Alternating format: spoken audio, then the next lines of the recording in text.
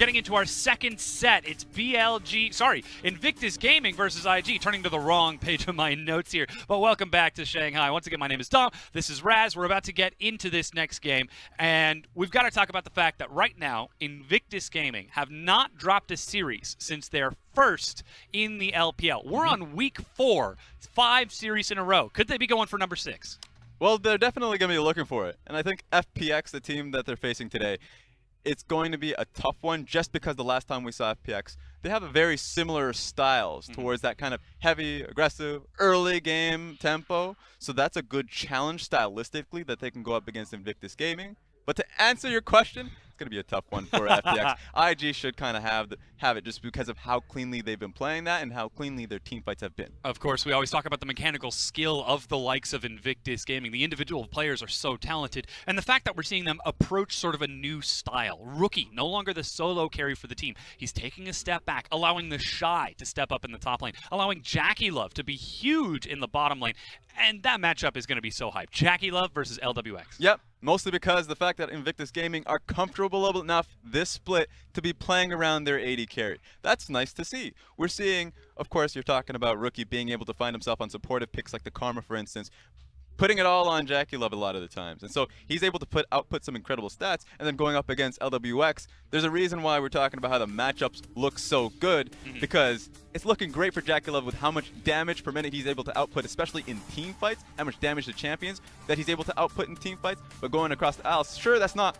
solid stats going up for LWX, but there's a lot of faith in how he plays in team fights because he's a strong mechanical AD carry. Especially with how he fits in with his team. Really, he's the core of the 4-1 strategy that they've kind of been employing in these last few series. And again, a quick reminder to everyone, this is the last broadcast for the LPL before we go on break for the Chinese New Year. We're going to be back February 23rd, but just for these next few weeks, this is the last set. So make sure to tune in, watch all the VODs, watch all of the other regions to keep yourselves all tided over and topped up for now. But we're just hoping that FPX versus IG is hype enough to get us through this 2-week break.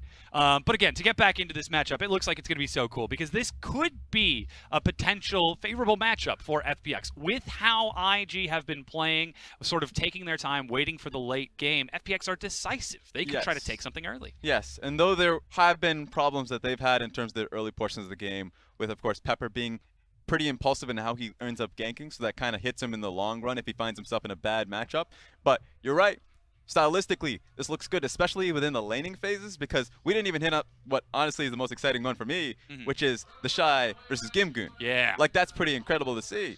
And we've kind of had a point where we kind of talk about, oh, I don't know about FPX, if they can run Gangplank, because sure, Gimgoon's great on the champion, but if he doesn't get enough support on the top side of the map, then especially up against Ning and the Shy, which have great synergy together, he would find himself getting dived quite a bit. But if there is, I would say, an improvement between how Pepper and Gimgoon are playing, and if you can see Gimgoon's GP, then that would be a great combination for today's game. Yeah, you're exactly right. This is something that could be a little bit scary for FPX because, like you said, Ning has just been so aggressive these past few days, especially pairing with the Shy in the top lane, even roaming down to the bottom to interact with Jackie Love.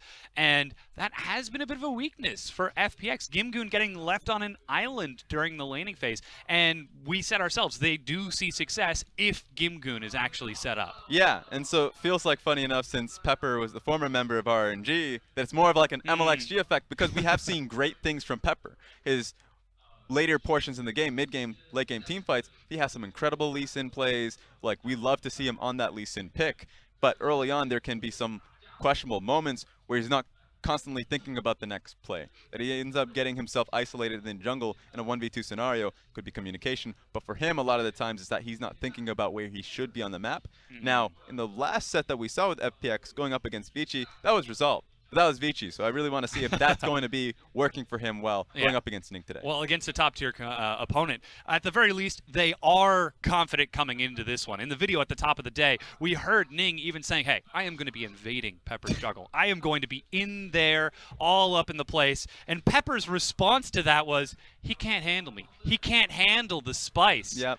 And he said the same thing, I'll invade him. Like, they're both essentially wanting to invade each other. I don't think that's realistic unless if they're just trading sides. It's so funny, too, because SOFM is going to be watching the games today going, these guys are terrible at invading. Yeah, maybe. It'll be fun to see how this ends up working because you just talk about how stylistically. So I think the game plan, if you're FPX and if you want to be able to take a few notches off of the Invictus gaming, starts with like essentially banning Jace first because you do not want the shy on Jace. That's been essentially a priority for him. And then you look to play through topside. And if we see Camille, which has been banned frequently, please put it on Gimgoon because the last time we saw Gimgoon have Camille, we saw it to great success. He was able to constantly roam towards the mid lane, and we need to be able to see that out of him. Essentially like last year's Snake, where Snake were not too successful, but when Flandre was on Camille, he was able to constantly impact the mid lane matchup. I want to see Gimgoon essentially not relying help, but more so helping the rest of the map. I mean, more often than not, it seems like we've been seeing Gimgoon relegated to the likes of Gangplank, sitting on that champion that just kind of farms, scales up into the late game team fights. And if we're talking about FPX taking that early skirmish style, is that something they can afford to leave him on this game? Is that something they perhaps even emphasize? It depends if the patience is there, quite honestly. The patience and, of course, being able to support that matchup, which is why a lot of the times I'm kind of leaning for them to push away from that, especially going up against Invictus Gaming, especially when Ning has had such a strong presence on the map, getting vision control after vision control. So if you kind of, for 1 minute, give him too much information, then it seems like you end up losing quite a bit on the map for that. So I'm a little bit too worried. That's why I don't want the GP. I want to essentially see Gimgoon fly today. All right, well, we'll see if he's going to be able to succeed and pull that off because, again, he's got to match up against some very talented players from Invictus Gaming. Rookie taking more of a backseat for his team with supportive champions, but the more and more you watch him, you realize it's not so much a supportive role. Even when he plays Galio, he flash taunts onto 3 people. He's still able to land the Winds of War and Justice Punch to set up for his team. Yeah, and he can still weave in a few Lucian games here and there. He did it, of course, during the split. So you don't know, essentially, what kind of style you're going up against when you go up against Invictus Gaming. It could be that LGD style of we're all good players, we're all going to come up with a proper matchup. Of course, looking at Invictus Gaming first, the Shy in the top lane, Ning in the jungle, Superstar Rookie in the mid lane, and Jackie Love and Baolan rounding out their bottom line. And that style is something that's so important to talk about. Jackie Love has been the fire of Invictus Gaming. They've been relying on him. It's up to FPX to turn that down. Gimgoon, Pepper, Bing, LWX, and Chris. And looking at, of course, across the aisle for FPX, Bing seems to be that pressure point for FPX. Bringing him on to the Taliyah pick, getting him constantly roaming. Even the Cassiopeia, honestly, that was an interesting one because I didn't expect Cassio. They played towards him initially, of course, but when he was able to get a proper lane matchup for himself, he started roaming. So for me, Bing is great for this team because he's essentially able to move out of the lane and help out the proper side lanes of LWX and, of course, Gimgoon. They can do that. Excellent. Yeah, well, that's a big if going up against Rookie. You're saying that, right? Because, yeah, it's against Rookie, who is one of the best mid laners, if not the best mid laner in the league. This guy is well touted for his mechanics, his ability to keep his opponent in lane. Even if you put him on Galio, he locks you down. Yep. So that's why the biggest worry for me is that IG can just go back to their old style, say, we'll put 100% of pressure towards the mid lane, get 100% of the vision control towards the mid lane, and Bing won't be moving. Well, we're going to find out if that's the case. Our casters are ready to get us into game. But first, let's hear Baolan share his thoughts on LWX and Crisp. JK 的话，我们2个在还没来 IG 之前就认识了，然后一直也在排位一起玩。然后 JK 是我看着长大的吧，然后他总算上了，然后我们希望能就是配合的越来越好吧，然后能有好的表现。接下来我们会遇到 FPX， 其实我觉得他们的新赛季阵容是很强的，算是最被低估的感觉吧，就是他们的队伍。而且林伟强和刘劲松也是就是很稳定的，而且也不依赖打野的那种下路组合，也配合得很好。然后他们的其他选手也都很强，我觉得他们是就是很强的一支队伍。然后希望我们跟他们交手的时候能打得比较。Actually, very interesting to hear from Baolan there, but my name is Pulse. I'm here with Frosk as well to get us into this cast. And I want to jump back on what Baolan was saying because it leads right into what I was wanting to talk about, was talking about FPX, and they're actually a pretty underrated team right now. Yeah, and I would agree with that, but it's kind of hard to say right now. If you look at their record, the only teams that they've been able to take down are Vici Gaming and Snake. And while Snake are sitting on the top of the standings right now, and that looks impressive on paper, it was before Snake went on their massive winning streak. When they took a game off of Team W, it was before Condi was on the roster. When they took EDG, you know, almost 2-3 games, it was before EDG had ramped up. So there's a lot of context surrounding FPX that kind of pumped the brakes a little bit. And yes, we were super hyped, very excited for what we thought were these diamonds in the rough that had been collected on this team. Now it really hasn't come to fruition. Yeah, and it could be their time to shine as they go up against the teams now across the conference. I look towards Gimgoon, who's just actually super relaxed right now in this chair. He's like super reclined. Before summer vacation. And yeah, also what Balan was talking about there was he's played with JackieLove before heading into the LPL, and like now IG have said that they're very much playing around this player, but that doesn't necessarily seem like that is the case when you look at the stats. Yeah, it's interesting. We brought up the stats on the analyst desk, and it showcased, the ridiculous amount of damage that JackieLove is putting when he's in the fights. But if you look at his kill participation as well as his kill share, he has the lowest or second lowest of any AD carry in the league, whereas LWX is on the complete other side of the spectrum. He's been given all of the gold, he's participating in most of the fights, and yes, his CSD and his DPM aren't as high as JackieLove's, but the team seems to be much more effective about how they're using him around the map. So I just find it very interesting that if IG are going to give JackieLove such high priority as even a possible first pick, that you don't see that reflected in how they're moving around him in the map.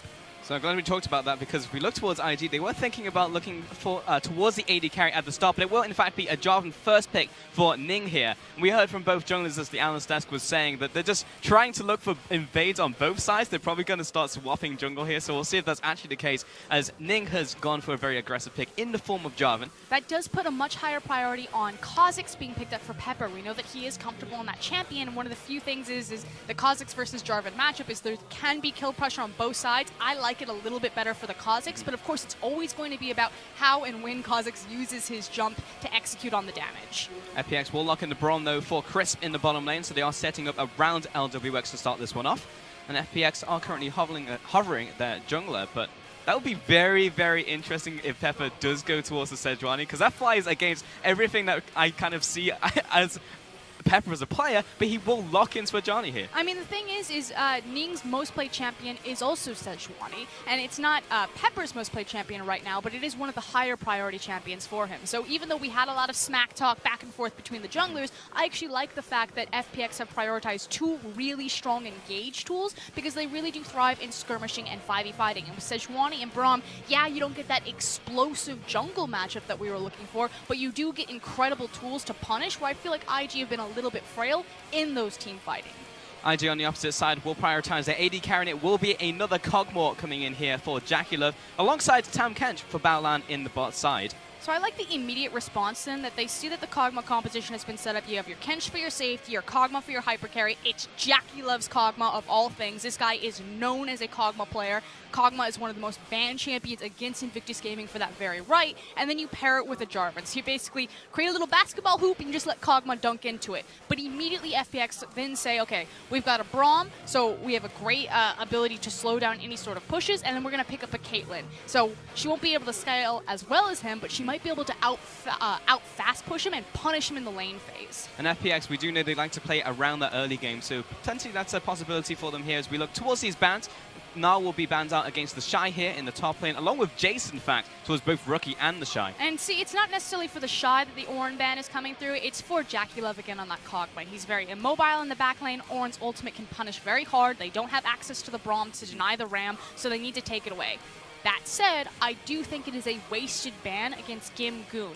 Both the Shy and Gimgoon have played almost exclusively bruiser or fighter-based champions. Gimgoon does have one game of Ornn, but it is not a high priority or something that they have showcased that they will often go to grab. Yeah, we've actually seen a ton of Vladimir actually coming from Gimgoon, which has been banned against him, as well as the Gangplank actually from IG. On the opposite side, as we already spoke about, the Gnar, the Jace, so there is a lot of respect towards the top lane pulls from both of these players, and now a lot is gone actually from both of them. Ooh, that was interesting. I want to quickly touch on the Corki hover, because I felt like it was FPX resigning that this was going to be a Galio pickup. It fits very well with the Invictus Gaming composition. You get the famous combo of the Jarvan Galio as well as protection for the Kog'Maw, and we've seen Corki be the LPL answer for what to take into the Galio, but maybe they have a better read on it, maybe something happened in scrims, because it looks like suddenly we're going very sideways. Yeah, Bing moving towards the Taliyah here, looking for the early push and then moving to side lanes, it looks like. We'll see if he does that in-game, as IG will pick up the Orianna for Rogue. Rookie. So again, he's still moving towards these more supportive picks. And again, I don't have access into the scrims, but maybe Rookie's then reading that Talia into Gallo, you can match the roam, you can match the push, so it's not a viable option for me, or it's not what I was comfortable with. Let's go for more of a mix of this. Let's have our combo still with the Jarvan there. Now you put the ball on the Jarvan, you go in for the massive AoE, but maybe she feels more comfortable in this particular Talia versus Ori matchup.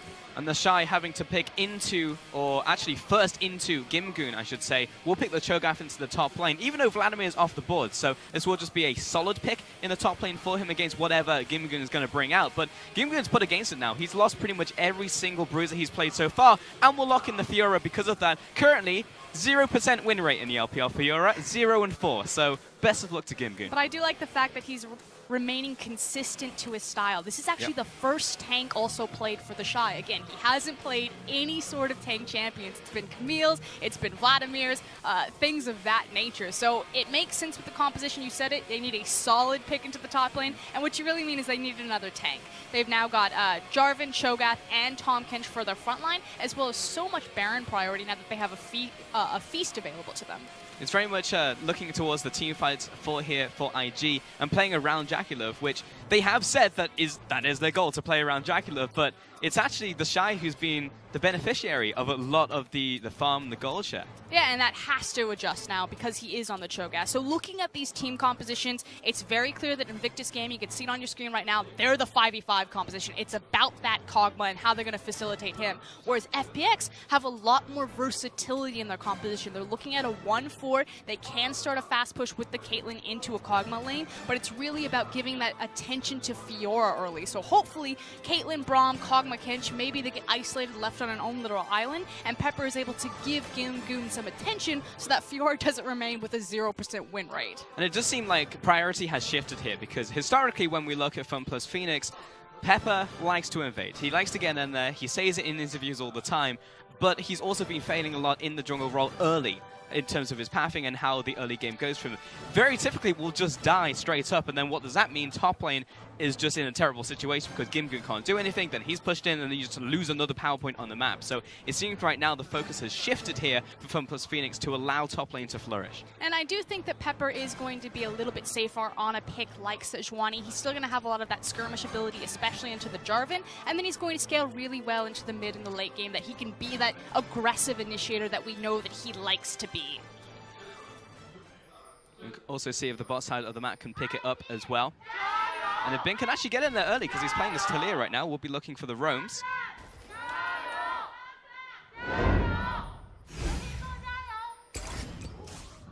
Sounded like that was specifically a rookie chant out there, but as we get into this, Invictus Gaming against FPX.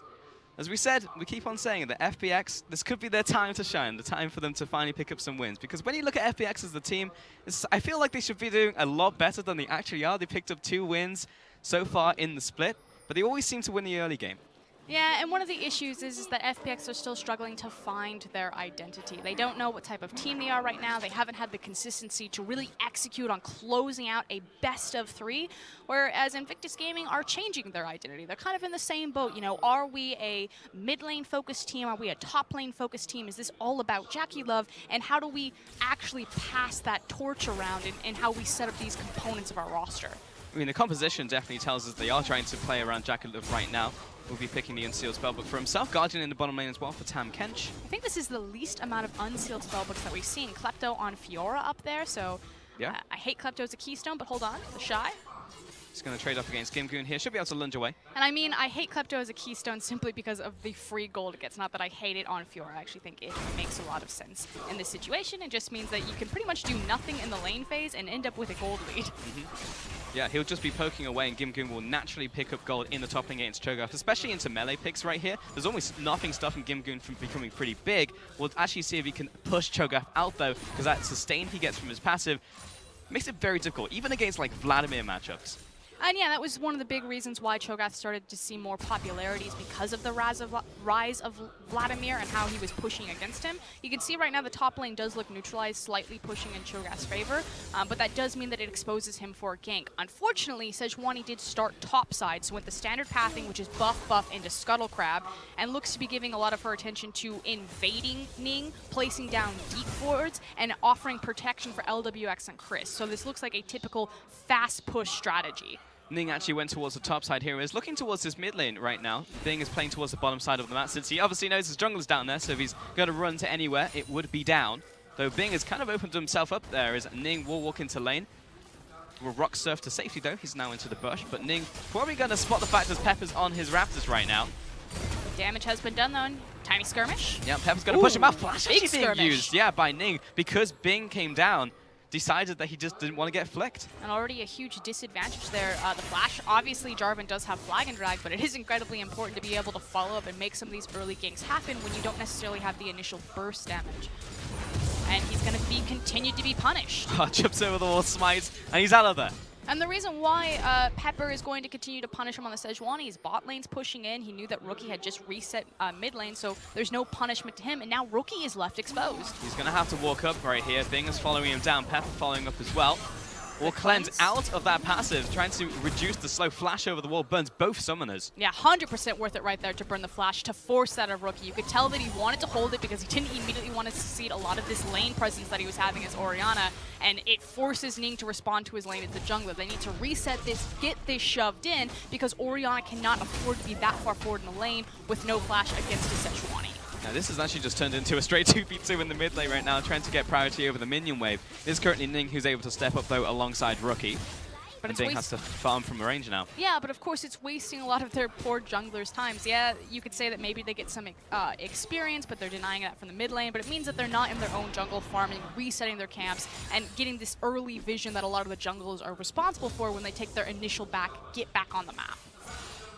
And meanwhile, in the top lane, Gimli was constantly being pushed in. The fact that the early jungle pathing, I think, is really what did it, because he knew he couldn't push out, so now he's just having to trade against Cho'Gath as the tower pushes up. But if Yura doesn't have control to at least hit the Cho'Gath, he's just going to outpush all the time with the Vorpal spikes. But then that goes back to, the Kleptomancy will do a lot of that work for him because he put himself in not the best of situations for starting his lane phase. Like you said, taking that leash onto Pepper, getting shoved in by the Cho'Gath, but at least he has the sustain of Klepto. It's 8.1, so it hasn't been adjusted yet. So he's going to be just fine up there. It's the gangplank effect, where it doesn't really matter what happens in the top lane. Unless you're dove repeatedly, then you're probably going to get out of lane with a Triforce at 12 minutes.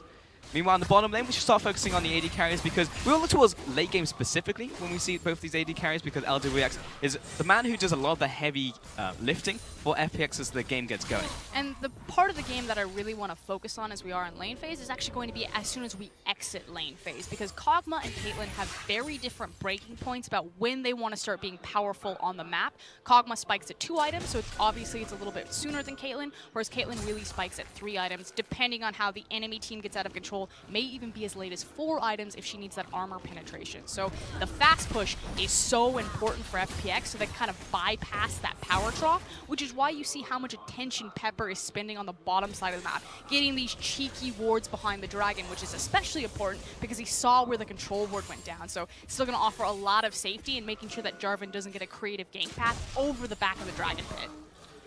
I want to see if FPX as well try and leverage that fast push that they actually have, because typically the way that they get their advantages in the early game is often over skirmishes and around objectives, not so much the tower, specifically monster objectives. So this is definitely a change in playstyle for them. In fact, Invictus Gaming are one of the most dominant tower teams. Now, it's hard to really draw much from those statistics. They have the most towers taken per game and the least towers given away. But at that same token, of course, they are, undefeated for a bunch of series, top of their conference, so those stats will naturally go with the teams that are winning more. But it seems to indicate that IG are actually really conservative around their towers and very well at identifying when to play for structures. It's almost a nice thing that we're at the point where we're nitpicking for IG, because there was a bunch of hype behind him, specifically around Jaculov. He was meant to be the final piece of the puzzle for Invictus Gaming heading into the split. It's like, now he's of age, this is the split for IG, this is going to be the year, Because last year, I remember Rookie was saying, like, it's a life goal for me to go to Worlds. It just didn't work out, really just because of a single play. So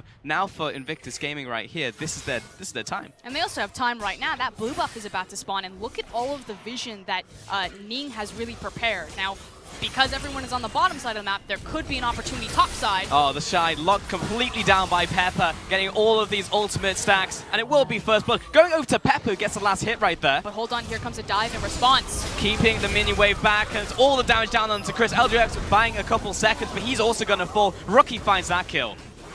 And it does mean a lot of damage onto the tower. Now, Bing does have ultimate to try to lock them in. Trying to block someone in, and it will be Baolan who has to flash over that wall created by Bing. Will get out safely. And it's not just about locking them in, it's also about denying the creep wave, so not a lot of tower damage is going through, where meanwhile, you can see that Fiora is getting massive alone time with that tower. Now, as I was saying, all of this was preset by Invictus Gaming. Look at all of their vision. Bing had constantly been trading positions back with Sejuani, laying down this triangle vision. It was just as simple as, you're level 6, I'm level 6, let's go use our ultimates bottom, when the waves had swapped back tempo, and Jackie Love and Baolan had created a massive pushing lane onto Caitlyn and Braum. Yeah, pulling ahead here. 2 assists for the bottom side. 1 kill went to Ning, 1 kill went to Rookie in the mid lane as well. We'll go back to base pickups lost chapter. Bot lane's well on its way towards the Winsku's first item for Jackie Love. So this has really just accelerated Invictus Gaming towards their first items here. That's a massive minion wave as well. The fact that Rookie didn't even really feel the fact he was punished in the mid lane, was able to rotate towards the bottom lane on a cannon wave past that. That's like 3 waves of minions that he gets to pick up now over Bing, who had to move himself. And it's something that Rookie has remained consistent with, even though we're not seeing him on the star carry-oriented champion still, is that the way that he manipulates minion waves is still the best in the league. And the fact that he wasn't punished and didn't miss anything there showcases that. Pepper managed to successfully sneak into that lane, but the next push is unfortunately warded by the Shy. So he's very much aware that Pepper probably wants to set up camp in the top lane. So he's just going to walk forwards and try and waste some of Pepper's time here. And now what do Invictus Gaming do with the information? Their key ultimates are just about to come back up. The Shockwave, the Cataclysm. They need a combo for that.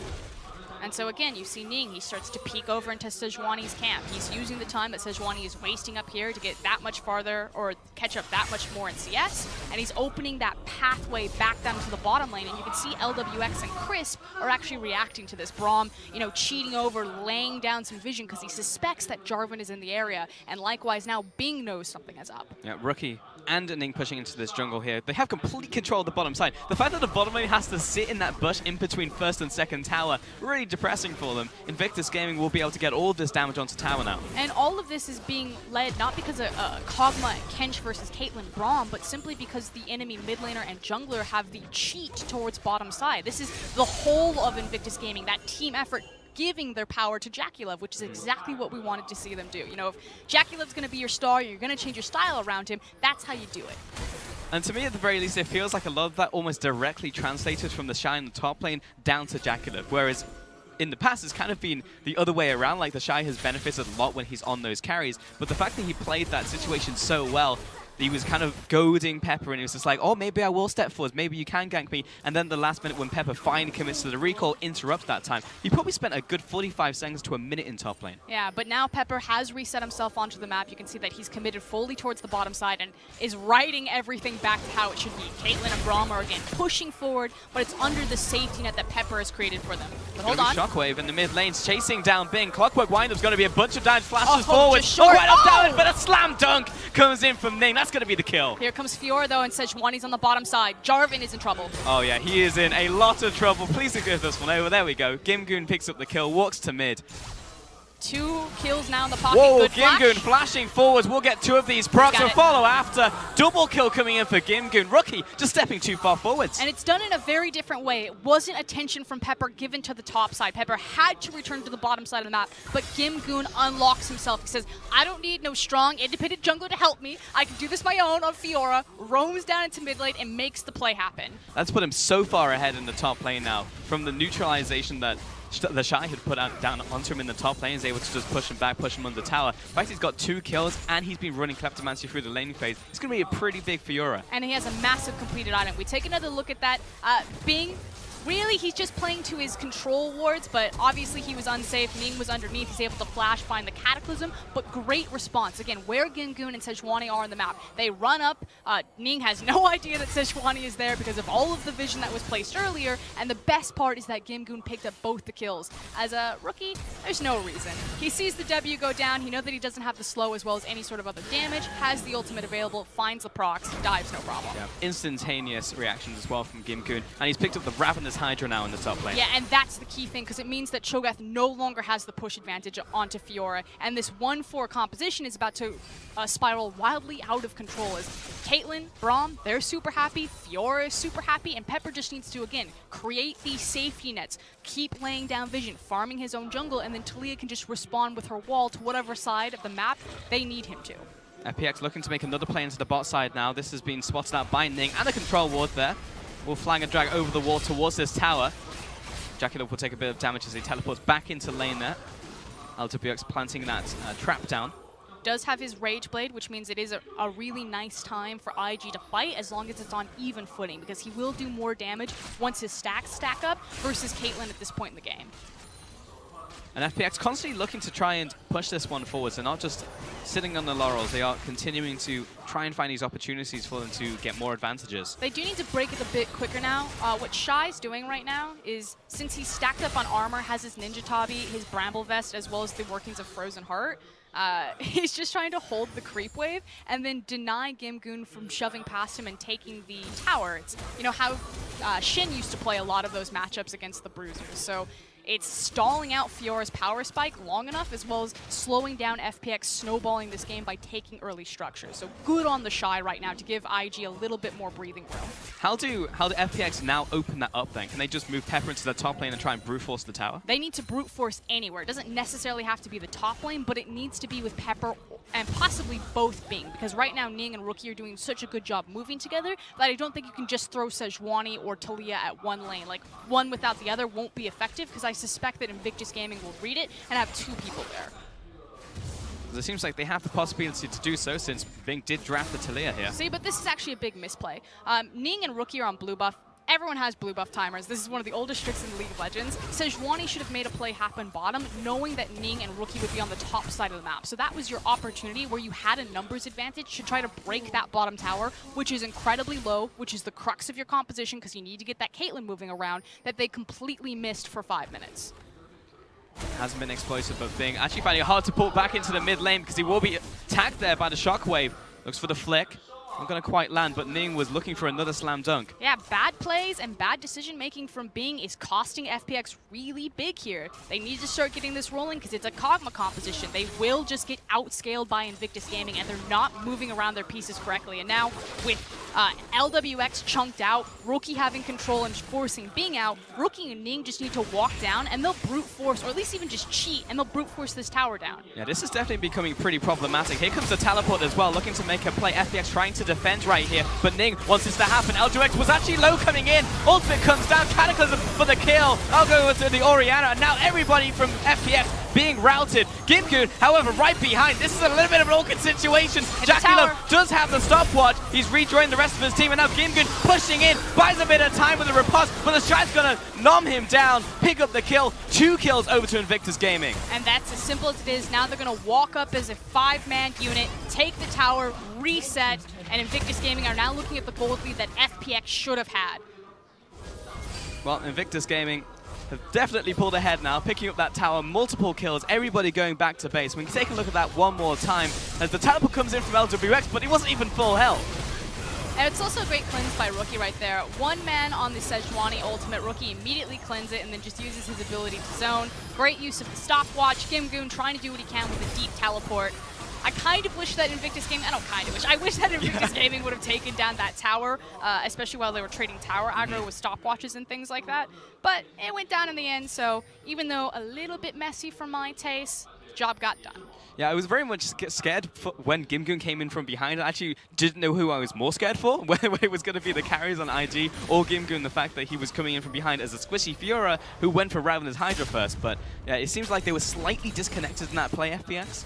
Oh yeah, and the moral of the story is it wasn't just disconnect on that play, it's been kind of disconnect on the windows about when they want to make the plays. Again, they had opportunity when Rookie was on blue buff. Gimgoon going for the 1 versus 2 because he knows Bing is coming, flank drag over the wall, but he has zoned him away. I cannot believe Gimgoon just got to force 2 flashes during that, but Invictus Gaming are still the ones that are picking up this global gold and continuing to snowball themselves farther and farther. It's now looking at 2K in their advantage, and again, they will outscale.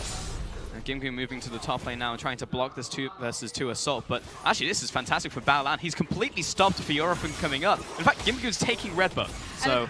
The thing is even if Fiora comes up there's nothing they can do to chase down the Kog'Maw, because even if Baolan's not zoning them, he's just going to gobble them up and ult him away.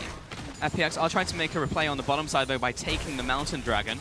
And Bing has also come up to try and stem the bleeding here by removing that mini wave. But now mid is somewhat exposed, though everybody has moved from the top side by Invictus Gaming. Seems like Rookie's trying to also support Ning. Yeah, FPX are just trying to shift all over the map and match the tempo that Invictus Gaming are driving. They get to pick any objective that they want, and FPX are just missing their windows and playing very reactionary and behind Invictus Gaming, and can't play behind this composition. So what they need to do right now is actually probably isolate Gimgoon a little bit, get him in a good 1v1 matchup. Gimgoon is confident enough to make plays. Ooh, that was a big shockwave coming out from Rookie, and now the capitalization as well from Ning. He now needs to back away. Baolan with a good save there. Jackulov instant cleanse out of that ultimate. The Herald now kind of on FPX's side, but they want more from this one because Gimgoon's chasing out Jackulov, and what a wall as well from Bing will seal the fate of Jackie. What a disaster from Invictus Gaming. Like, the Shy didn't have teleport, he was bottom, there was no reason to try to force that without your Cho'Gath. You're also taking a monster objective and he has Feast, and we're still hanging around. They're for still this. contesting for us, you're absolutely right. Rookie is trying to step forward and maybe steal this one away. Will be smited down by Pepper, and here comes the engage once again. In comes Ning, slams down onto Bing, he gets that 1 kill. Now trading in the pit with LWX, but he's got this shotgun Caitlyn, who's able to take down the Jarvan. He's got Man, nothing. actually caught out in the 90 caliber net, so overall it will be a 2 for 3, but it looked like the Herald went down to FPX. They're trying to find Chris right now. Unfortunately, he has to walk towards the enemy side of the map, so Baolan will chase him down, and this will be another kill over to IG. Give it to Rookie, give that 4-1-5 Orianna. There they go. There it is. FPX. So a good re-engage by Invictus Gaming, but dicey for a second. Yeah, I'm going to say still a bad play from both teams. Good on FPX for recognizing that Invictus Gaming could not make that play because the Shy, we're going to see the replay as the Shy shows up. So IG, they look pretty good. You're like, FPX, why are you in this position? The Caitlyn doesn't have her core itemization. She's not really going to do as much damage, especially now she has to hit the tanky members and Cho'Gath and Tahm Kench.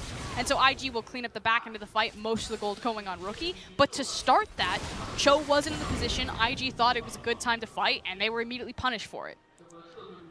You know, it seems like LWX always finds himself in these positions where he's face-to-face with an enemy Jarvan or a frontliner. Like, he always seems to play AD carry as a frontline. Well, He always finds himself there. his most played champion is Varus, and now he's on Caitlyn. He also has a lot of Tristana games to his name, so he's got a lot of range to deal with as much as he wants to frontline. Yeah. I don't necessarily think that was his fault. No, but he's always there. Like, at some point, there's got to be a correlation. The fact that LWX always does find himself in those situations. I'm going to give you a little secret. It might be the fact that his top laner doesn't play any tanks, Ah, yes, maybe. and no one So- will frontline for him. So Jarvan just walks past Gimgoon into LWX. That does make sense. That makes a lot of sense, actually. Moving Gimgoon, in fact, down to the bottom lane here. This is against what the Shy. I wanted. Okay, before we decided to have some of this circus play over the Rift Herald, I want them to isolate Gimgoon into a side lane and try to pull the Shy away so they can try to find engagements like what they're doing in the mid lane.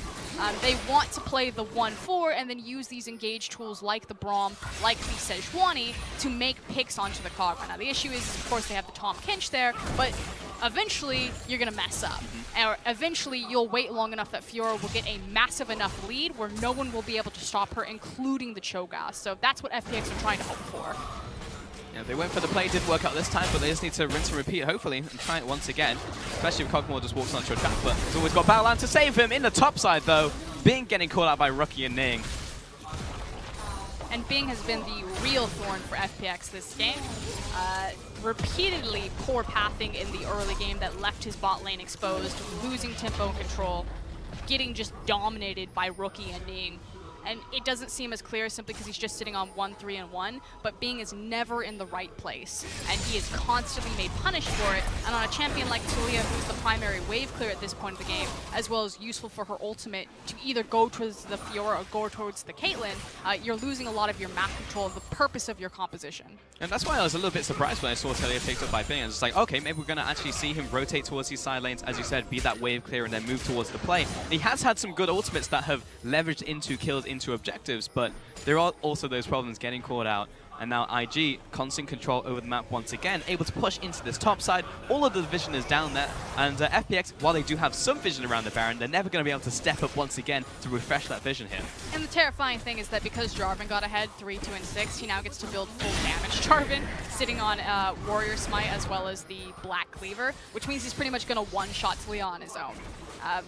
There's no way they can step into any sort of fog of war, and FPX needs to go into full damage control and start moving around as a 5-man unit simply to clear vision. And that unfortunately takes away a lot from Gimgoon's power. As you can see on bottom, he threw down the Rift Herald. It's not going to mean anything. He can't follow it up on it.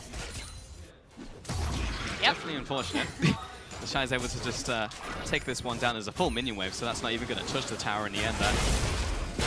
Despite Triforce and Ravenous Hydra being completed by Gimgoon, looks like he's going to rotate towards his mid lane. He has to be here for his team. They can't hold as the 4-man unit because Bing is so far behind and it impacted the whole of the map. When the tower goes down, there's no real defense from FPX because they can't right now, and this is just accelerating that gold lead. 4 towers over their opponents, and a 7,000 gold lead for Invictus Gaming, plus control over top side. I mean, at this point, you're pretty much looking for a miracle. Either the game has to go on so long that Fiora can do whatever she wants into a side lane, which even at this point I'm unsure is a viable win condition, or the miracle CC pop chain happens on Kog'Maw. I can definitely say it doesn't start with Chris getting caught though, walking into a brush and face checking, which will be another kill over to Invictus here. And Invictus Gaming are going to play the exact same play over and over again. It's just an air Drake, so it's not super high priority. What they're really looking at is Baron, but that's the only way back in for FPX. So when they do finally commit to the Baron, they need to make sure that Cho'Gath is in position, looking for the feast, that no type of steal will come in. So that's why they're setting up for countless picks over and over. And Pepper just caught out, trying to clear a ward in this jungle. Will flash, use ultimate, use everything to try and get away. Bing's going to come down as well and try and save him. He will manage to get out, but this is the signal for Baron. Yeah, and while that's been happening, they're using the tank from the Shy and Baolan, and they've already set up the Baron. So brilliantly executed by Invictus Gaming. That is how you set a clean Baron. Other LPL teams take note, because we've certainly been struggling there. But force the jungler out, already have a sneaky Baron happening, and at this point, it's just the death grip on FPX. You know, Invictus Gaming have been playing exceptionally well. FPX are going to try and get something on the bottom side and in fact move towards the Dragon here, but Invictus Gaming have been playing exceptionally well in this set so far. Yeah, outside of that one misstep on the Rift Herald, the Shy being out of position, maybe miscommunication between the team. I don't necessarily want to just blame the player right there. IG have been very flawless in how they're playing their jungle pressure around their lanes. I feel like it really did start for me in the mid lane with Rookie and Ning, and just how they unlocked that Orianna, controlled the creep wave, always got the advantage on Talia, and helped their bottom lane survive the Caitlyn Braum push. Here comes the chase right now onto FPX as they move towards, or away from the Dragon, but it seems like they will be able to successfully get away. Unfortunately, it was just a Cloud Dragon. But they should have taken that much earlier. FPX are putting themselves in positions where they're getting caught out trying to contest for vision that there's no way that they can ever contest. When the Cloud Dragon hasn't been looked out by Invictus Gaming, because obviously they wanted the Baron, someone could have taken that for free. You know, Gimgoon had spent plenty of time down there. There was no reason that, yeah, they finally got it, but it took so long to get. Yeah, definitely with Ravenous Hydra, you can easily solo that one out, especially when he was being pushed back when he placed the Herald down. But either way, looking to make a play here with Baolan. He's going to turn into the bottom lane and actually start pushing with his whole Baroned up minion wave. Gimgoon's in the top side with teleport, but Invictus Gaming making this push onto the last remaining inner turret. Not entirely sure if FPX wanted to even try and defend here, especially as Pepper just loses all of his HP to Jackulov, who is diving the tower right now. Flag, drag, Pepper, he's already down. Jackulov is able to push forward. Ning's going to be saved up by Baolan as well. The Shy is pushing in, down onto Bing, gets the knockup, in comes the team. He flashes over the wall. Redemption comes down to save all this, and the Shy flashes over the wall to get the feast off. Reset of Tower tower aggro right there for Jackie Love, and just a constellation prize for Gimgoon in top lane. Constellation. Yeah, he's looking at the stars right now. He's definitely not looking at his team Frost. Not what he wants to be looking at whatsoever. Just he's got the elevator music going on right now because the team's just pushing into the base. Like, it's fine, I'll just push top lane.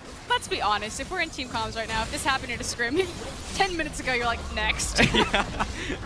That feels real bad. Invictus Gaming taking two inhibitor turrets and 2 inhibitors at 27 minutes here. Gimgoon might pick an inner tower, but that's really just a drop in the ocean for FPX. It's really the only viable win condition they have at this point. But like you said, it's simply because Invictus Gaming were ravaging their base right there. 2 inhibitors down. Now all they need to do is 5-man stack on the top side because the super creeps will do enough damage in the bottom and mid lanes. And IG still have plenty of time to work on this Baron. They should at least be able to get it all the way back up, or at least neutralize lane. It does seem almost impossible for Invictus Gaming to lose this game from here. And as we keep saying, we're looking at Gimgoon, we're looking at this Fiora as the one win condition, but Invictus Gaming could probably just run it down mid at this point. They're pretty close to that situation where you can just run at FPX and just win a fight and win the game. Here comes the pick. It might actually just be over red buff as well, that will finally be picked up by LWX. Fortunately for FPX, because IG didn't have deep enough vision, Ning didn't know to go over the wall with the flag and drag there.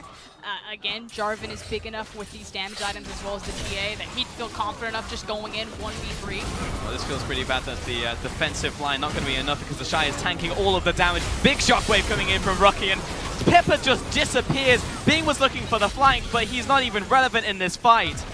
Huge damage coming on to FPX, and it looks like Invictus Gaming just going to run it down mid and look for the game. There's only LWX left for the lane clear. There's no way he can step forward. In fact, Jackie Love's just going to kill him right now. He's going to step up. He's going to step up to the spawn pad and see how much damage he can deal. The rest of the team is just kind of toying with the food right now as they look towards these last remaining towers. Gimgoon's going to try and make it out of the base. He's looking for the touchdown right now, but the rest of the team from Invictus Gaming will close in around the Nexus and take this one down. Well, Jackie Love definitely wants that kill, and down goes the Nexus, and Invictus Gaming will take game 1 against FPX. Patting KDAs there. Unfortunately for FPX, they had a very clear game plan, but I feel like they missed their big window to operate on it. I have to go back to the fact that Rookie and Ning were topside taking a blue buff. They had the timer, they knew it was going to happen. Sejuani was even bottom around the area, and they chose not to go down bottom and unlock that Caitlyn sooner.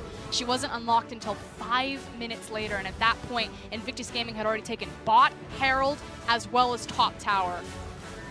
I will say that FPX had the right idea, but too late, right? Like, they did look to try and force that fight mid lane, move Gimgoon down into the bottom lane and try and find a pick onto Jackie Love, but it was at that point that Tam Kench also existed, so it found it very difficult to try and make that play. And as you said, Invictus Gaming on the opposite side, playing a very clean game. It was close to flaws coming out from them, apart from the Herald play that happened, but eventually they still managed to win that one through the way that they re-engaged. So yes, it was a mistake, but they managed to catch up after that. But I do love the fact that they gave responsibility back to Rookie. He went on one of his signature picks like the Orianna, and they then just gave that power into Jackie Love's hands. You know, Kog'Maw, he's under pressure bottom. Rookie, Ning, they're coming to the safety. They help unlock him. The fact that their bottom tower falls first was a big boom for them. But this was also them like definitely trying to move it on to Jackie Love, right? Because this is the first time we've actually seen the Shy pick anything that isn't a carry in the top lane as he faces down Gimgoon. And it's almost like, I can challenge you to a 1v1 duel because both top laners are exceptionally good in their roles, specifically in terms of mechanics. Or I could go Cho'Gath, I could pick a tank right here and allow the bottom side of my map to carry because I have another winning point on the map. Yeah, and I think that means that they need to go back to the drawing board for FPX, and instead of identifying, you know, giving that power to Gimgoon or giving that power, like, theoretically, they had winning lanes and kind of both sides of their map or power points that they could play around, give it back to Pepper in the jungle. They took away Sejuani. It's Ning's #1 played champion. Yes, it was a priority pick on the Jarvan anyway, but just give Pepper the actual aggressive matchup that he wants. Allow him to contest for Ning, and don't allow Rookie to freely rotate because his jungler has paved the path for him. Yeah, and actually give it a shot because we actually saw him path towards top 2 bottom in that one. It didn't even like he pathed towards the top side. We'll see if they try and make that adaptation heading into game 2 because we are going to send it over to our analyst to take a look at that game 1. Thank you so much. And Raz, welcome back. We're here, and let's start to break down this game. All right, Invictus Gaming, FPX. The thing that we want to talk about, we were talking about it a little bit during the game, windows of opportunity. Chances to make plays happen and chances to not let the enemy team make plays on your behalf, I suppose I should say. IG, they were quite successful at finding their own windows of opportunity and then capitalizing on them. Yeah, because immediately just looking at the early points of the game, it was a really slow start because Invictus Gaming as a team trying to scale up for themselves. Orianna, Kog'Maw, Cho'Gath, not a lot of action. You can try and go for that part. But one ward that I really loved coming in from the top side of the map, because the Shy always seems to be kind of like stealing the spotlight. This time around, nothing happens. That's the best thing about it. Places a ward. Gimgoon, funny enough, uses his trinket to see if it's on the third ward, if there's a ward on what he's sitting on. No, it catches out Sejuani for such a long time too. And what that grants, that small window of opportunity, ends up being bottom side pressure completely. Because Sejuani's on the top side of the map, then suddenly Ning helps out the Orianna, they move bottom side, and you have the bottom side of the map, LWX and Crisp, getting pushed out of the experience for so damn long. And again, to clarify, this is Pepper attempting to gank the Shy top, sitting on top of a ward for, I think Pulse said, maybe 45 to 60 seconds, just wasting time. Yeah, for quite a long time. And then you had those same opportunities kind of gifted to FPX as well. Frostgurin actually mentioned the fact that a lot of the times, if the enemy team is gifting blue, you get the opportunity, you have that vision. What do you do with that? A lot of teams have the availability to press wards down, to kind of allow for the next play to be available to you. But Sejuani, like the enemy, like Pepper was on the bottom side of the map, and you have a Taliyah in the mid lane who has the ability to use Weaver's Wall on the bottom side of the map. It didn't happen, so that was an opportunity that was wasted for FPX. So you have Invictus Gaming constantly finding those windows to kind of look towards a bottom lane dive. We saw the first time around when, of course, top lane, we saw Gimgoon got ahead. Trace that towards the bottom lane dive. That wasn't the only one. The first one, of course, Nessa kill, double kill, Ning gets that. We go into the replay, of course, of essentially the second dive that comes through. Yeah. It was a proper setup dive from Invictus Gaming, and it works well simply because they started off first. And honestly, LWX didn't have much of a chance to exist here. Yeah, they just bring the whole family down to the bottom lane, and though things look a little bit risky for Jackie Love, somehow he evades the Fiora and the follow-up from FPX. Stopwatch, my friends, and Cho'Gath tanking tower for an eternity. Yeah. So that's what happens when you have proper setup, because it doesn't matter how fed the Fiora is, getting like 3 kills. Of course, the first kill was gifted to the enemy, to the Sejuani. She gets the first kill, but she's incredibly fed at this point. Finally finds her way in the bottom side of the map, but LWX is already dead in that scenario. So IG, because of how well they were playing the map to begin with, they get themselves a dive, and they get themselves a massive lead. And of course, this is the mechanical confidence that we expect from the players of Invictus Gaming. The idea that they know that they're good and they're capable of making these plays. And once they're able to get the advantage, that gank bottom turning into those kills, the dive bottom turning into those kills, they get to dictate the tempo. Bing hardly had a chance to interact with those remainder of the team fights. Yes. He was split pushing and still getting dived. Yeah, honestly, what I love about the composition from FPX was it kind of went towards what we expected them stylistically. Give Bing Taliyah so he can roam outside and have early impact. We didn't get that. So going into game 2, you have to find yourself that opportunity to free mid lane and hopefully not spend as much time in the top side of the map. Yeah, hashtag free Bing from the mid lane to see if he can succeed. We're going to go ahead and take a quick break while we get ready for game 2. Don't go anywhere. We'll be right back.